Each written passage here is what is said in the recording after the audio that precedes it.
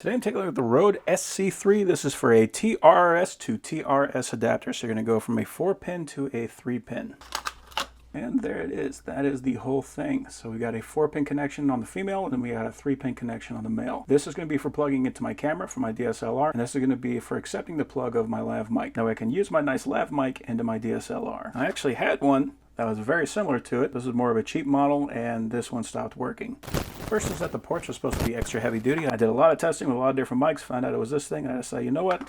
I'm going to get a good one. So that's why I wanted this guy. So I'm currently using another adapter, which is just a straight adapter. So I'm going to unplug that, plug this guy in, and this is going to give me the benefit of having that 90-degree angle so it's not getting in the way anymore. So there we go. We are now plugged in. This is the adapter that I was using before, and you can kind of see that sticks out straight. And the reason I don't like using these style is just because it adds a lot of leverage to that plug. So in the event that you come by and bump it, it's going to be much easier to break that port with this plug. So for me, having that 90-degree angle is a big deal just because I want to make sure that my DSLR audio jack always lasts, and I want to make sure I got a good one because I do not want to have to re-record all of my video like I did when I was using this. So if you like what you hear, you are listening to it currently, this is a very nice adapter.